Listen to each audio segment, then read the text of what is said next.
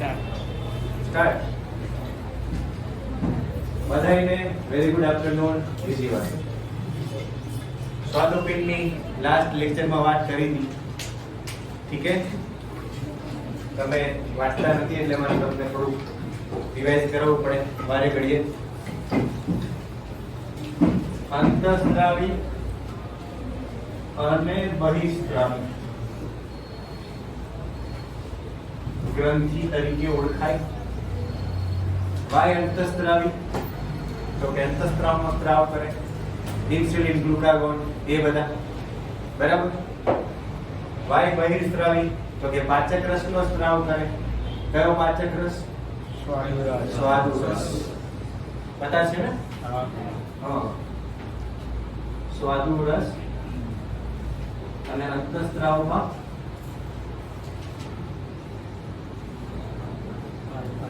Alpha માંથી glucagon અને બીજામાંથી insulin. सबको दिख रहा है? बी है, कौन मना कर रहा है? ओके, ठीक है. ग्लूकागोन અને ઇન્સ્યુલિન આ બે હોર્મોન આલ્ફા અને બીટા કોષ. હવે આલ્ફા અને બીટા કોષ ક્યાંથી આવ્યા? તો કે આલ્ફા અને બીટા કોષ છે એ લેંગરહાન્સના કોષમાંથી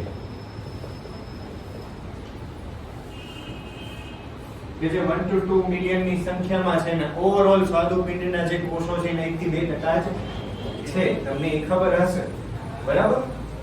તો લેંગરહાન્સના કોષપુંજમાં આલ્ફા સેલ, બીટા સેલ અને બેટા સેલ આ ત્રણ આવે. ત્રણમાંથી ટેક્સ્ટબુકમાં બે વિશે માહિતી છે. Alpha સેલમાંથી insulin, sorry alpha સેલમાંથી glucagon અને બીટા સેલમાંથી ઇન્સ્યુલિન બરાબર. અને આમાંથી સોમેટોસ્ટેટિન. ઠીક છે, આવો આપણે કાલ વાત કરેલી. ઓકે, ટૂંકમાં બતાવીએ. ગ્લુકાગોન અને ઇન્સ્યુલિન ની પર્ટિક્યુલર વાત કરું તો ગ્લુકાગોન છે એ કયા રૂપાંતરણ માટે રિસ્પોન્સિબલ છે? તો કે ગ્લાયકોજનમાંથી ગ્લુકોઝ બનાવવા માટે રિસ્પોન્સિબલ. ગ્લાયકોજનમાંથી શું બનાવે? ગ્લુકોઝ બરાબર. એટલે આપણે એને ગ્લાયકોનિયોલાઇસિસ કહેતા હતા. ગ્લાયકોજનનો લાઇસિસ એટલે વિઘટન કોણ કરાવે? ગ્લુકાગોન. અને અહીંયા ગ્લુકોઝનું પ્રમાણ વધારે ક્યાં? બ્લડમાં ગ્લુકોઝ વધારે. સો આપણે એને હાઇપરગ્લાયસેમિક હોર્મોન કહેતા હતા. યાદ છે કે નથી યાદ? છે. ઇન્સ્યુલિન શું કરે? તો કે ગ્લુકોઝનો વપરાશ કરાવે બરાબર. કોના દ્વારા? તો કે કોષો દ્વારા. ઇન શોર્ટ, બ્લડમાં ગ્લુકોઝનો વપરાશ થવાને લીધે ગ્લુકોઝનું પ્રમાણ કેવું થાય? ઘટાડે. આ કેવું થાય? વધારે. આ ઘટાડે. એટલે આપણે એને શું કહેતા હતા? હાઇપોગ્લાયસેમિક અંતઃસ્ત્રાવ. પતા છે કે નહીં પતા? ઠીક है. ઇન કેસ ઓફ ઇન્સ્યુલિન જો સ્ત્રાવ થતો બંધ થઈ જાય બરાબર, તો ગ્લુકોઝ છે એનો વપરાશ કોષો દ્વારા બંધ થઈ જાય. ગ્લુકોઝ બ્લડની અંદર પડ્યો રહે. જે ઘટવો જોઈએ એ ઘટે નહીં. અને સુગર છે બ્લડની અંદર સ્ટોર થાય. ના ગ્લાયકોજન સ્વરૂપે ના અન્ય સ્વરૂપે. એ જ સ્વરૂપે. કયા સ્વરૂપે?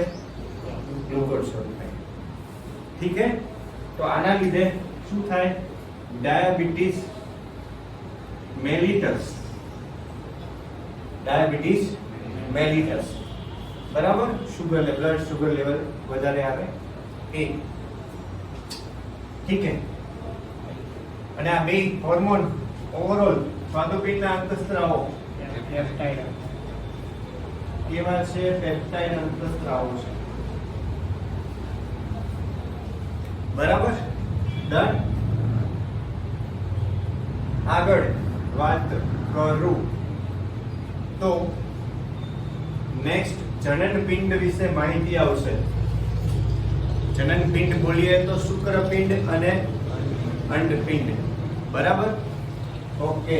એક કામ કરીશું, એની માહિતી જોડે જોડે લખીને પછી એને આવી જ રીતે શોર્ટમાં સમજીશું, જેથી કંઈ બાકી રહી જાય નહીં. રેડી? તો આપણીની અત્યારે જરૂર નથી, ખાલી નોટપેન કાઢીને જોડે નોટ કરજો. અને હું તમને જે વાંચવાનું કહું છું ને ઘરે તમારે હું જે અત્યારે નોટમાં લખું છું ને એટલું જ વાંચવાનું. ટેક્સ્ટ બુક બેઠું વાંચવાની જરૂર નથી અત્યારે. ખાલી કન્ટેન્ટ ક્લિયર રાખો. બરાબર?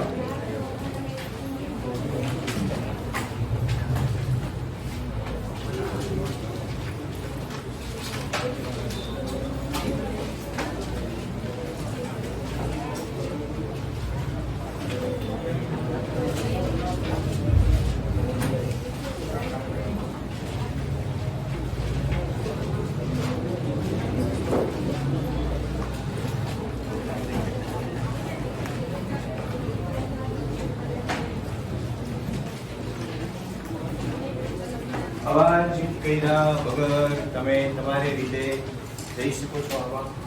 બરાબર?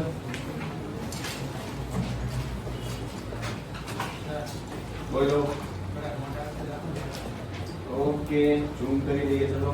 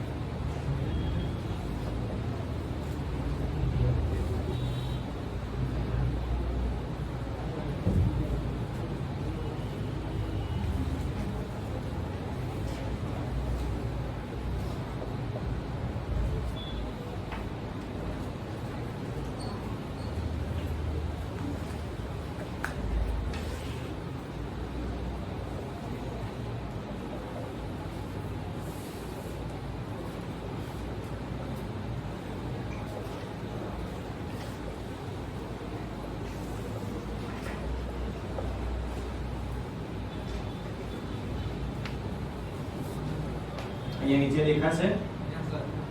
ઓકે,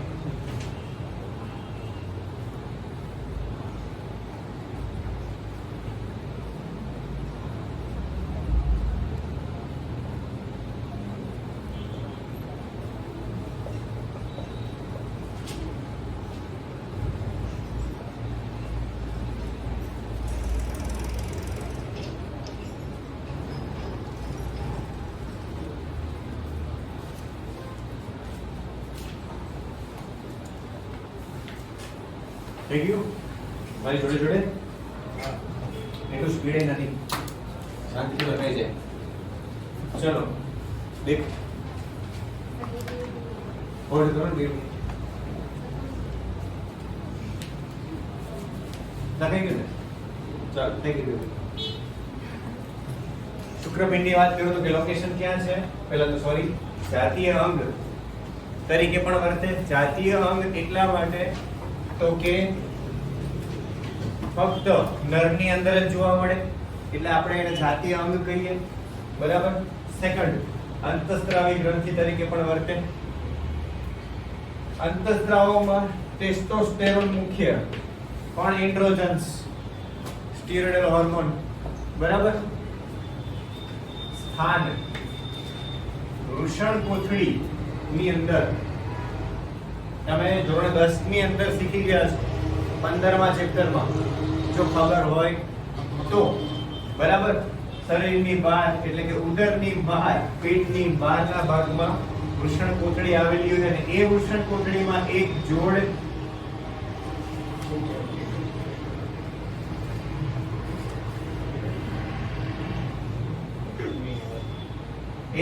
શું આવેલું હોય શુક્રપિંડ આવેલા હોય બરાબર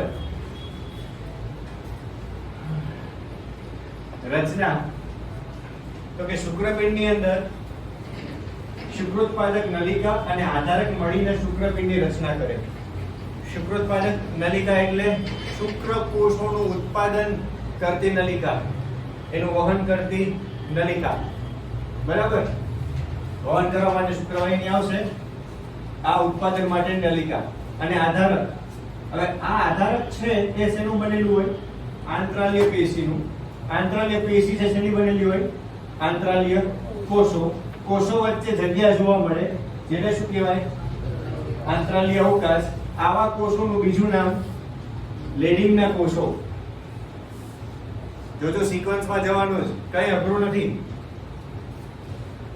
શુક્રોત્પાદક નલિકા અને આધારક મળીને શું બનાવે શુક્રપિંડની રચના બરાબર આધારક શેનું બનેલું હોય આંતરાલીય પેશી પેશી શેની બને કોષો જોડે પેશી બને ને બરાબર તો આંતરાલીય પેશી બનાવતા કોષો કયા આંતરાલીય કોષોનું બીજું નામ લેડિંગના કોષો એ કોષો વચ્ચે જગ્યા એને શું કહેવાય આંતરાલીય અવકાશ હવે આ જે કોષો છે એ તમારે યાદ એટલા માટે રાખવાના છે કેમ કે આ કોષો દ્વારા અંતઃસ્ત્રાવનો સ્ત્રાવ થાય આપણે દરેક વખતે જોયું સ્વાદુપિંડમાં આલ્ફા સેલ છે બીટા સેલ છે બરાબર કે જેના વડે અંતઃસ્ત્રાવનો સ્ત્રાવ થતો હતો એમ શુક્રપિંડની અંદર આ વસ્તુ યાદ રાખવાની કે કયા કોષો દ્વારા ટેસ્ટોસ્ટેરોનનો સ્ત્રાવ થાય તો કયા કોષો હશે લેડિંગના કોષો આ બહુ ઓછું પૂછાશે આ વધારે પૂછાશે લેડિંગના કોષો કે જે એન્ડ્રોજન્સનો સ્ત્રાવ કરે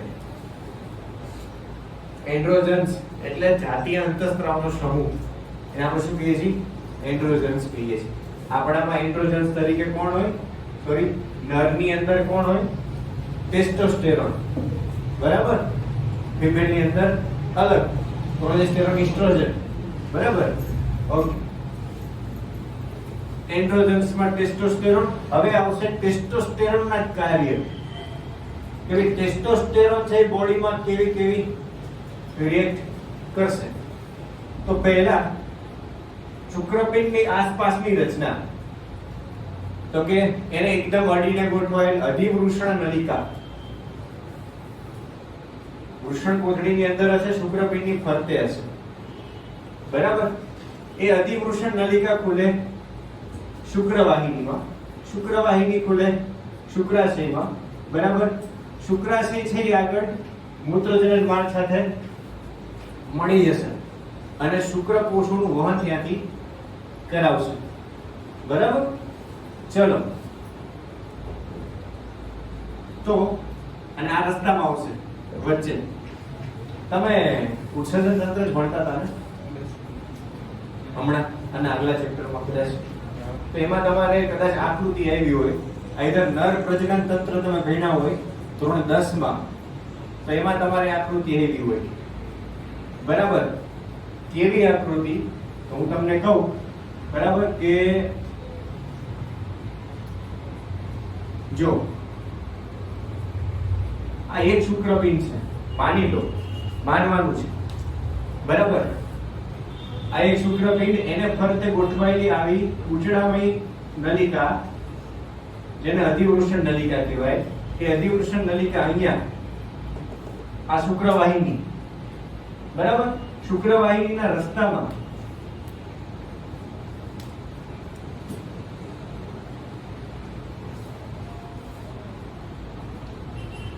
બે બાજુ એક સાઈડ પર પોર્શન જોયેલો છે, બે બાજુ આવી નળી હશે, બે શુક્રપિંડમાંથી નીકળતી, બરાબર. અધિવૃષણ નલિકા, શુક્રવાહિની, શુક્રાશય, બરાબર. પછી અહીંયાથી આ મૂત્રજનન માર્ગ વચ્ચે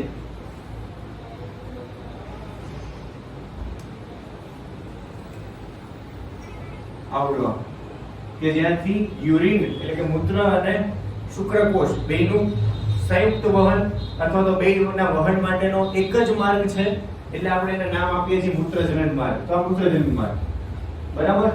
શુક્રવાહિની આમાં ખુલશે, ઠીક છે. ઉપરથી મૂત્રવાહિની પણ આવશે, ઠીક છે, કિડનીમાંથી. તો અહીંયા પાછળના ભાગે પ્રોસ્ટેટ ગ્રંથિ હશે, બરાબર. જ્યાં મૂત્રજનન માર્ગના શરૂઆતમાં, એટલે અહીંયા જે બધું ભેગું થાય છે, ત્યાં પાછળના ભાગે શું હશે? પ્રોસ્ટેટ ગ્રંથિ હશે. તમારે બીજી ગ્રંથિઓ પણ આવી ગઈ છે, જો યાદ હોય તો, બલ્બો યુરેથ્રલ ગ્રંથિ, એવું બધું યાદ છે? એવું કે નામ શામ ની ખબર? અચ્છા, અમુકને ખબર છે, અમુકને નથી ખબર. તો આવી રીતની કઈક રચના કે જે શુક્રપિંડની આસપાસની રચનાઓ છે, એ બધી જ રચનાઓના વિકાસ, પરિપક્વતા અને કાર્યોનું નિયમન કોણ કરે? ટેસ્ટોસ્ટેરોન કરે, બરાબર. ચલો, સ્નાયુ વૃદ્ધિ. હવે સ્નાયુ વૃદ્ધિ એટલે બોડી બિલ્ડિંગ ની વાત થઈ રહી છે અહીંયા, બરાબર. Like muscle growth. Muscle growth નરની અંદર કોના લીધે હોય? તો કે ટેસ્ટોસ્ટેરોનના લીધે હોય. સ્નાયુઓ મજબૂત હોય, સ્નાયુઓ બનતા હોય, એ ટોટલી ડિપેન્ડ કરે કેટલો શરીરમાં ટેસ્ટોસ્ટેરોન ઉત્પન્ન થાય છે. કેમ કે જેટલો ટેસ્ટોસ્ટેરોન વધારે પ્રોડક્ટ થાય બોડીમાં, એટલા જ બાંધો કેવો બને? મજબૂત બને. છોકરાવાની વાત થઈ રહી છે, બરાબર. એટલું જ મસલ ગ્રોથ કેવો થાય? વધારે થાય. મસલ ડેવલપ વધારે થાય, બરાબર. લોકો શિયાળો આવે એટલે કસરત કરે ને એ બધું કરે, બરાબર. તો એ વસ્તુ છે, અને એ વસ્તુના પરિણામે આનું કાર્યથી યુટિલાઇઝ થતું હોય, બરાબર. દરેક નર્વના અંદર આ બનતો તો હોય જ, પણ યુટિલાઇઝ થાય ન થાય એ એમની જીવનશૈલી ઉપર ડિપેન્ડ કરે, બરાબર. ચલો, સ્નાયુ વૃદ્ધિ, ઘેરો અવાજ, ભારે અવાજ માટે રિસ્પોન્સિબલ છોકરાઓના શરીર પર વાળ, કોમન લક્ષણ છે, જાતીય લક્ષણ, બરાબર. શુક્રકોષ જનનને ઉત્તેજે, એટલે શુક્રકોષોના ઉત્પાદન માટે પણ આ જવાબદાર છે કે જેટલો ટેસ્ટોસ્ટેરોન વધારે એટલા જ શુક્રકોષની માત્રા પણ કેવી? વધારે. જોજો, સ્નાયુ વૃદ્ધિ ખબર પડી? સેમ એજ શુક્રકોષ જનન, એટલે શુક્રકોષ બનાવવાની પ્રક્રિયા, શુક્રકોષનું ઉત્પાદન કરવાની પ્રક્રિયાને પણ આ વસ્તુ ઉત્તેજે. મધ્યસ્થ ચેતાતંત્ર, સેન્ટ્રલ નર્વસ સિસ્ટમ, નામ સાંભળ્યું હોય તો, બરાબર. એ ચેતાતંત્ર ઉપર અસર કરે અને શું કરે? નર જાતીય વર્તણૂક પર અસર કરે. એટલે છોકરાઓના જે સામાન્ય લક્ષણો હોય, જાતીય લક્ષણો, બરાબર, એવા જાતીય લક્ષણો પ્રેરવા માટે આ વસ્તુ મધ્યસ્થ ચેતાતંત્ર સાથે સંકળાયેલી હોય, બરાબર. સંવેદનાઓ છે, ભાવનાઓ છે, લાગણીઓ છે, બરાબર, એ બધું કંટ્રોલ થતું હોય ક્યાંથી? મધ્યસ્થ ચેતાતંત્રમાંથી, બરાબર. એનો અને જાતીય લક્ષણ નું કોમ્બિનેશન નું ઇન્ટરેક્શન કરવા માટે પણ આ ટેસ્ટોસ્ટેરોન છે રિસ્પોન્સિબલ છે, બરાબર. ઘણા બહુ હાઈપર હોય, બરાબર, ઘણા શાંત સ્વભાવ વાળા હોય, કોઈ બી વાત ન લઈને, તો એ ટેસ્ટોસ્ટેરોન ઉપર ડિપેન્ડ કરશે. આ સિવાય કોમન છે છેલ્લું પ્રોટીન અને કાર્બોદિત ચયાપચય ઉપર પણ શું કરશે? એ અસર કરશે. કે પ્રોટીન અને કાર્બોદિતના ચયાપચય ઉપર અસર કરશે. કેમ કે આનું ચયાપચય થશે તો જ ક્યાંક જઈને સ્નાયુ વૃદ્ધિ છે એ થઈ શકવાની. સમજણ? समझ में आया कि नहीं आया? आया ने? कंप्लीट आया कि डाउट છે? શુક્રપિંડ અનુલક્ષીને નથી? પાક્કું? બરાબર. તમે ભણી ગયા છો, આન્સર કરો. શુક્રપિંડ ની અંદર સોરી વૃષણ કોથળી ની અંદર તાપમાન કેટલું હોય? ભણી ગયા છે એટલે પૂછ્યું. એટલું કે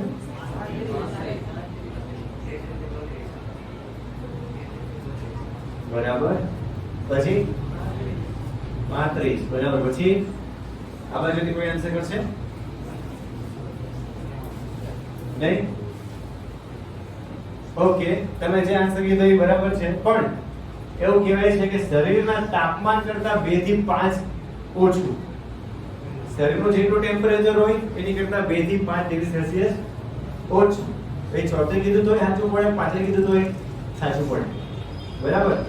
એટલે જનરલી 2 થી 5 નો રેશિયો યાદ રાખવાનો. ભલે અત્યારે આપણે નથી ભણતા, 12 સાયન્સમાં પ્રજનન તંત્રમાં ભણવામાં આવશે, પણ અત્યારે ખાલી મેં જાણવા માટે તમને પૂછી લીધું. બરાબર છે? જો ટેક્સ્ટ બુક એમાં આપણે હવે અંતઃસ્ત્રાવ છે એને વાંચી લઈએ, એટલે એમાંથી કઈ રહી જતું હોય તો પછી આપણે જોઈ લેવા થાય.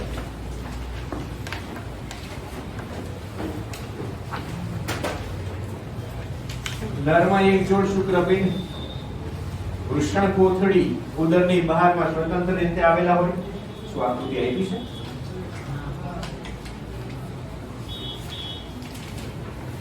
આકૃતિ 22.1.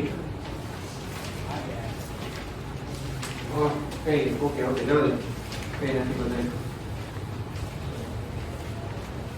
શુક્રપિંડ મુખ્ય જાતીય અંગ તેમજ અંતઃસ્ત્રાવી ગ્રંથિ એમ બેવડા કાર્ય કરે. સ્વાદુપિંડ પણ બેવડા કાર્ય કરતું હતું.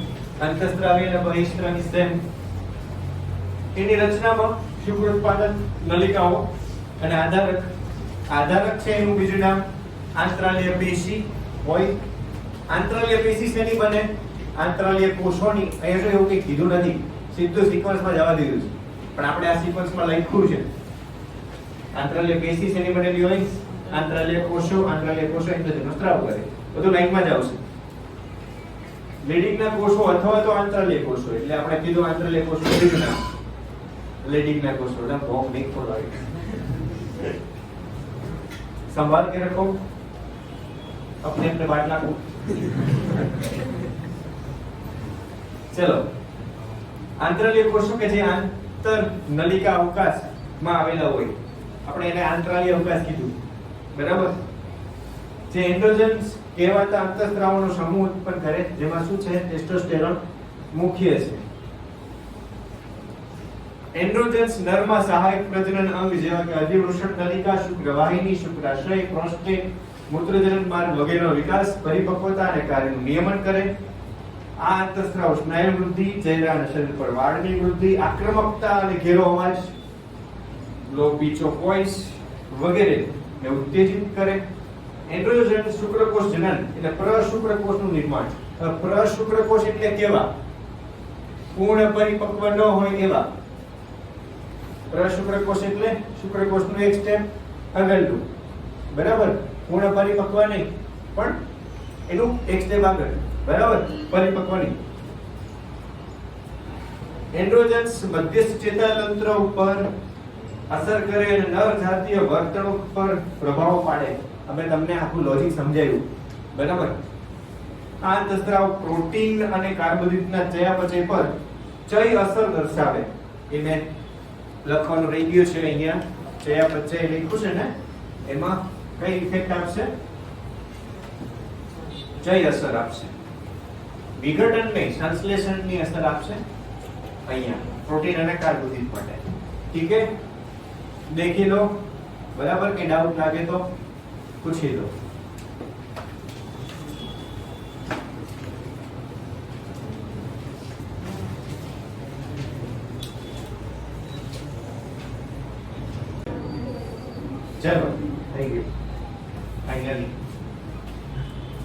तो we will discuss about underpinned. ठीक है, જોડે નહીં લખતા પહેલા સમજી લેજો. બરાબર, 10 માં આદત હતી, ઇટ્સ ઓકે. ઉદરની અંદર હોય કેટલા? એક જોડ, શુક્રપિંડની જેમ એક જોડ પણ સ્થાન અંદર બહાર. બરાબર. મુખ્ય જાતીય અંગ કે જે જાતીયતા માટે રિસ્પોન્સિબલ હોય. બરાબર, નરમાં જાતીયતા માટે જેમ શુક્રપિંડ રિસ્પોન્સિબલ હતા એમ ફિમેલની અંદર જાતીયતા માટે અંડપિંડ રિસ્પોન્સિબલ છે. બરાબર. લક્ષણમાં ઋતુચક્ર એટલે કે મેન્સ્ટ્રુઅલ સાયકલ દરમિયાન એક અંડકોષ ઉત્પન્ન કરવાનું કાર્ય અંડપિંડ નું મેઇન કાર્ય. બરાબર. એ સિવાય અંતઃસ્ત્રાવો કયા કયા? અંતઃસ્ત્રાવો કયા કયા? એની પહેલા આપણે જે શુક્રપિંડમાં જે રીધમ લીધી હતી, સ્થાન, રચના, કાર્ય, એ મુજબ જાઉં છું. બરાબર. આમાં રચના પછી આવી છે, હું પહેલા લઉં છું. રચનામાં અંડપિંડ શેના બનેલા હોય? તો કે અંડપુટિકાઓ પ્લસ આધાર પેશી, જે પેલામાં હતી ને એ જ અંડપુટિકાઓ પ્લસ આધાર પેશી. બરાબર. હવે આ જે અંડપુટિકાઓ રહી એ ઇસ્ટ્રોજન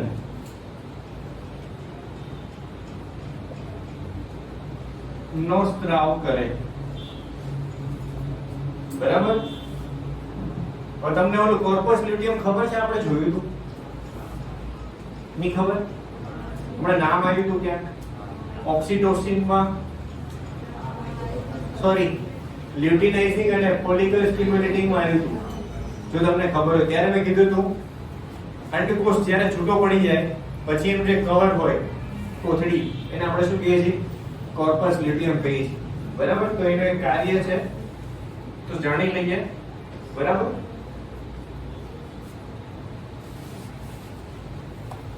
અંડપુટિકા કોનો સ્ત્રાવ કરે? ઇસ્ટ્રોજનનો. અંડપાત બાદ જોવા મળતી રચના કઈ છે?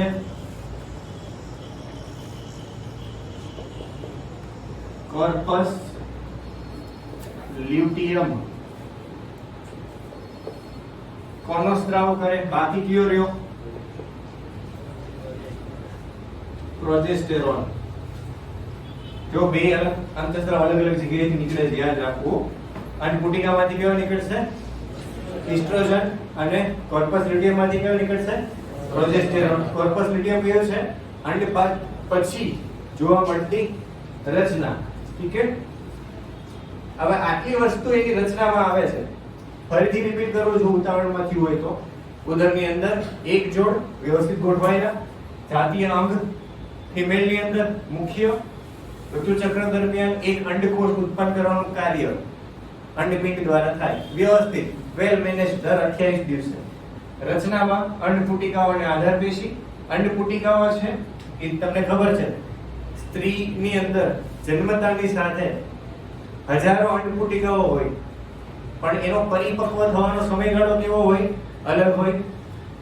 આપણે કહીએ ભાઈ 12-13 વર્ષે અથવા 12-14 વર્ષે અંડપુટિકાઓ દર 28 દિવસે પરિપક્વ થવાનું શરૂ થાય. અંડપુટિકાઓમાંથી શું બને? અંડકોષ બને. ને આપણે કીધેલું લોજિક જે તે અંડપુટિકાઓ તો હોય જ. આવી અંડપુટિકાઓ દર 28 દિવસે અમુક ઉંમર પછી સક્રિય થવાનું ચાલુ થાય. હવે આવી અંડપુટિકાઓ જ્યાં સુધી શરીરમાં છે ત્યાં સુધી મેન્સ્ટ્રુઅલ સાયકલ ચાલશે. અમુક ઉંમર પછી એટલે 50-55 મેક્સિમમ, ત્યાં સુધી પછીથી આવી અંડપુટિકાઓ પરિપક્વ અંડકોષમાં કન્વર્ટ થવાની બંધ થાય અને મેન્સ્ટ્રુઅલ સાયકલ પણ બંધ થાય.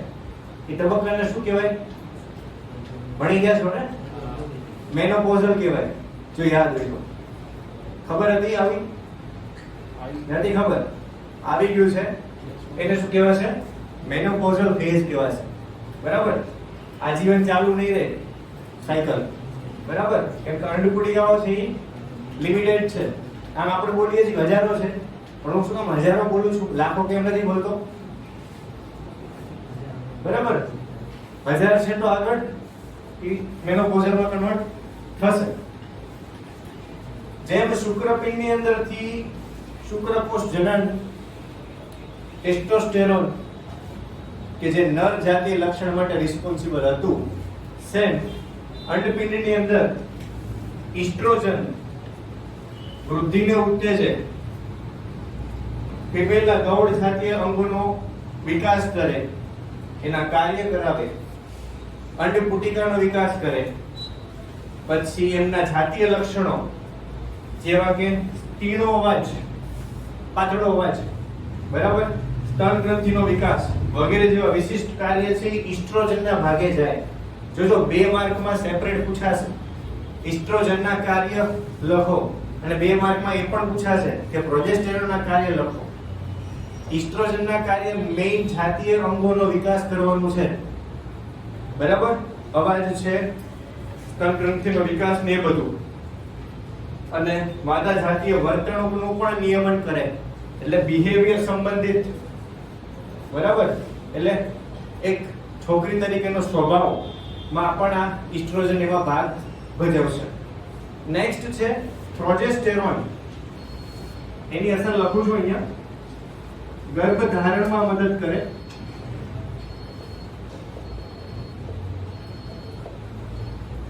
એ સિવાય છે ગર્ભધારણમાં મદદ કરે એટલે ગર્ભધારણ પછી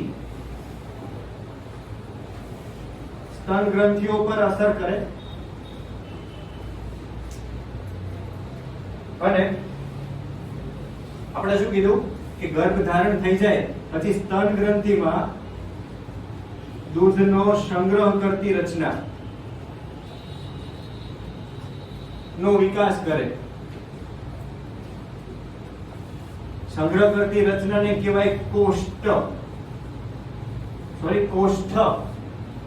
બરાબર? જે આપણે બીજા શબ્દોમાં એને કહીએ છીએ પુટિકા. બરાબર? અને પરિણામે દૂધના સ્ત્રાવ માટે પણ રિસ્પોન્સિબલ બને.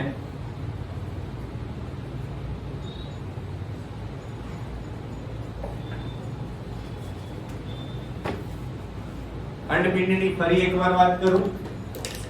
શરીરની અંદર વ્યવસ્થિત વેલ મેનેજ એક જોડ, બરાબર, મુખ્ય જાતીય અંગ સ્ત્રીની અંદર ઋતુચક્ર માટે રિસ્પોન્સિબલ.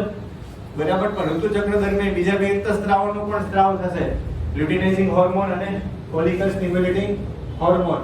ગર્ભધારણ વખતે બીજા અંતઃસ્ત્રાવનો સ્ત્રાવ થશે. કયો? ઓક્સિટોસિન. આવી પેર તમારે યાદ રાખવી કે જે એક જ કાર્ય સાથે સંકળાયેલી હોય. મેન્સ્ટ્રુઅલ સાયકલ છે તો એમાં તમને કીધું એમ બીજા બે અંતઃસ્ત્રાવો પણ આવશે, કયા? લ્યુટિનાઇઝિંગ અને ફોલિકલ સ્ટિમ્યુલેટિંગ. બરાબર? હવે રચનામાં અંડપુટિકાઓ અને આધારપેશી. અંડપુટિકાઓ દ્વારા ઈસ્ટ્રોજનનો સ્ત્રાવ થાય. ઈસ્ટ્રોજનના અને પ્રોજેસ્ટેરોનના કાર્યમાં તમને કોઈ મિસમેચ ન થવું જોઈએ. યાદ રાખજો, સામાન્ય સ્ત્રીની અંદર મુખ્ય કાર્ય કોણ કરે? ઈસ્ટ્રોજન કરે, કેમ કે એના જાતીય લક્ષણો વિકસાવવા. બરાબર? એ ઈસ્ટ્રોજનનું કાર્ય. પરંતુ પ્રેગ્નન્સી પછી કોનો સ્ત્રાવ વધે? પ્રોજેસ્ટેરોનનો સ્ત્રાવ વધે, કે જે પ્રેગ્નન્સી દરમિયાન થતા ફેરફારો સ્ત્રીની અંદર પ્રેરે, લાઈક સ્તન ગ્રંથિનો વિકાસ છે અને કોષ્ઠનો વિકાસ, કે જે આગળ જતા દૂધનો સ્ત્રાવ કરાવે. એટલે આમાં તમારે ક્યાંય મેચિંગ ન થવું જોઈએ. એવું ના થાય કે સર આપણે કહેવાય મિક્સ થઈ જાય છે, એવું ન થાય. જોજો, આ આખું પ્રેગ્નન્સી બેઝ છે પ્રોજેસ્ટેરોન, અને આ આખું કેવું છે? નોર્મલ રૂટીન એમનું બોડી હોય સ્ત્રીનું, એના બેઝ ઉપર. બરાબર? છોકરાઓની અંદર એક જ વસ્તુ આવે, સિમ્પલ બોડી મિકેનિઝમ. એટલે આપણે એક જ અંતઃસ્ત્રાવ છે, કયો? ટેસ્ટોસ્ટેરોન. એટલે એમાં તો કઈ મિક્સ થાય નહીં. પણ આમાં પ્રેગ્નન્સી પહેલાનું અને પ્રેગ્નન્સી પછીનું બે કેવું છે? સેપરેટ છે. એટલે યાદ રાખવાનું અંડપાદ બાદ જોવા મળતી રચના કઈ કોર્પસ લ્યુટિયમ. કોર્પસ લ્યુટિયમમાંથી કયો રક્તસ્રાવ પ્રોજેસ્ટેરોન. એના કાર્યમાં મેં તમને વાત કરી.